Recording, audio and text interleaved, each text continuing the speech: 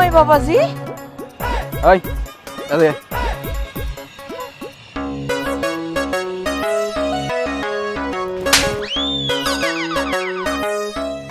কি হলো? যা যা নিয়ে আয়।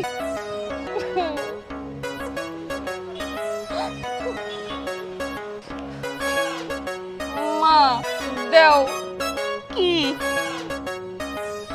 রান্নাঘর থেকে যে চুরি করে তোমার 3টা ডিম দিছিলাম, ওই ডিম 3টা দাও। চুরি করেও শান্তি নাই, ধরা খাইয়ে গেলাম।